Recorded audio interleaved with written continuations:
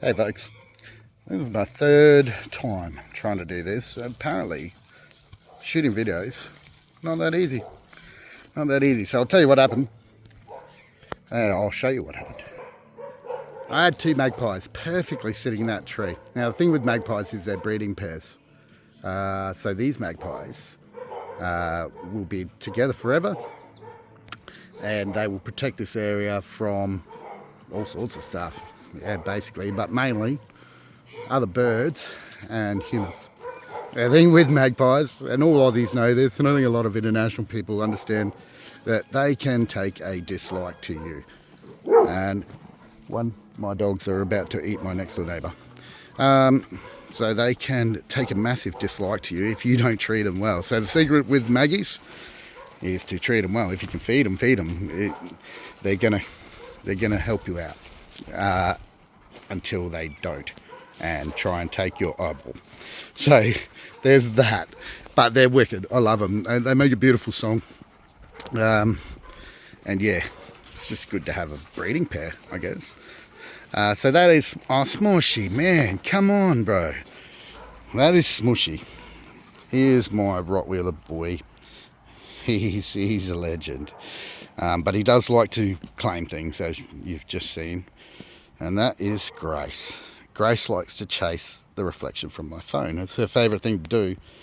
So that's why she's looking so alert right now. And she also decided that I didn't need my favourite chicken, or my wife's favourite chicken, about a week ago. So it was that. They'd lived together for 2 years. I don't really know what happened. The chicken got out and that was it. We found another chicken over the road in the church, all the way down there. So, yeah, fun times. New house, everybody's stressed, I guess. So the reason I'm walking down the road is just to show everybody this. This is a paddock next door that I may or may not have access to. I believe I will if I can eventually talk to the neighbour. Currently I'm supplying water, so you can see the hose there. You might be able to see it.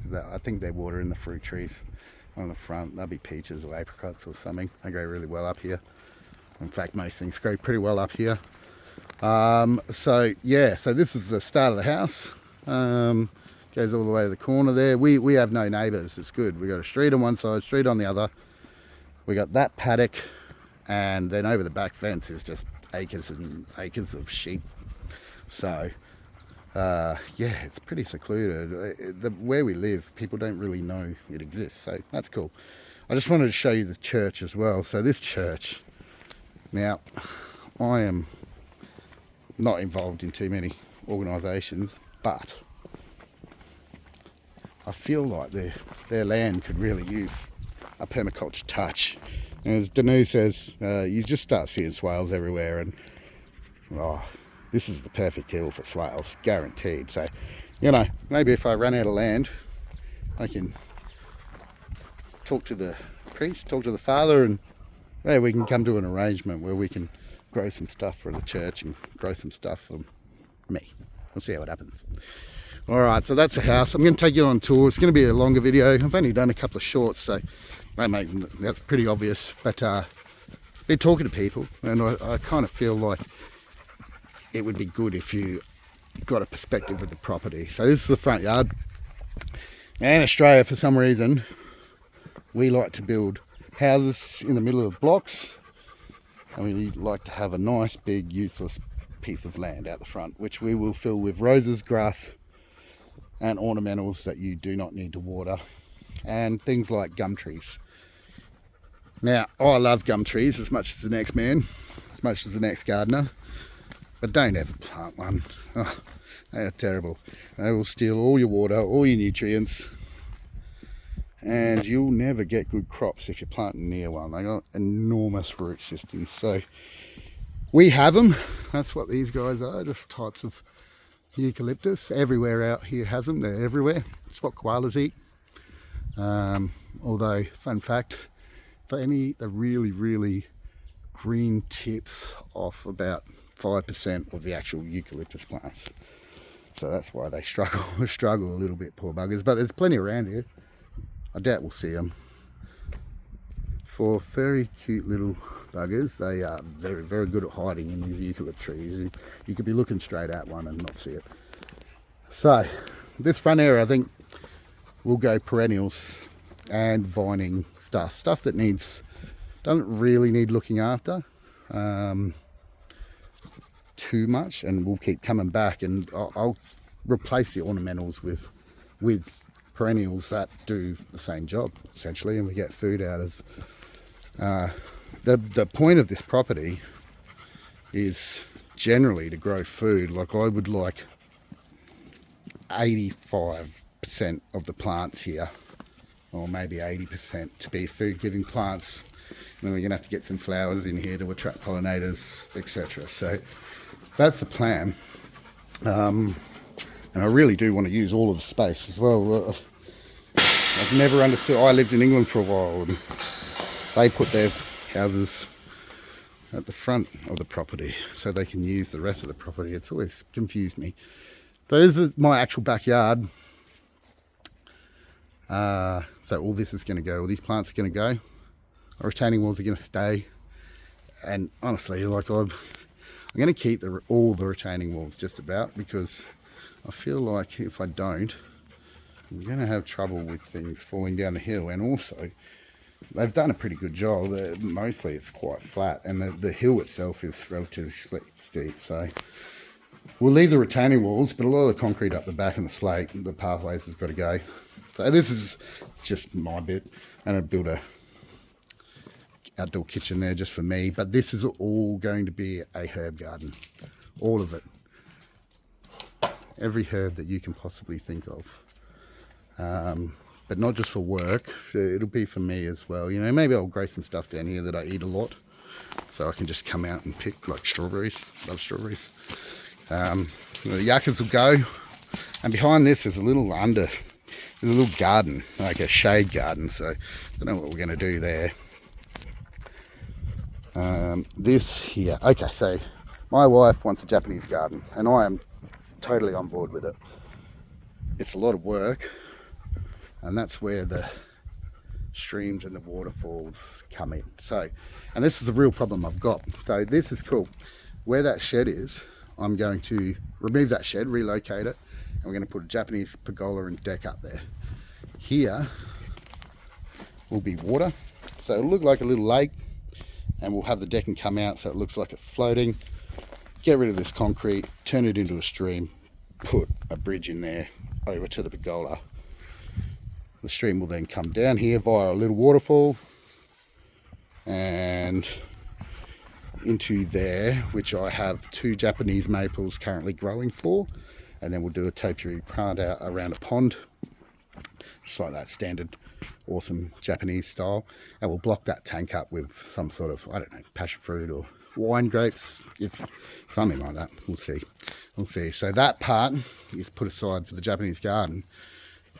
This is the real problem, getting a level on that. So I think down the bottom will be fine, but yeah, completely out of my depth on how I put some sort of reservoir next to those tanks to feed a stream that will go across that path, down that wall, into I guess a pond or a man-made pond, and then bridge, waterfall, pond, Japanese maples, Japanese plant out. So that's the plan.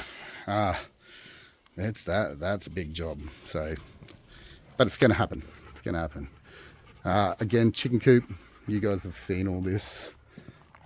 Just sort of take note of the terracing here. I'll maybe come back and show you, because it's all pretty flat.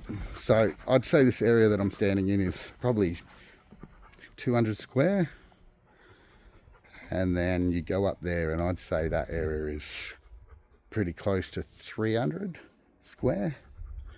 We'll rip that out. I probably will need a polytunnel, but not that one.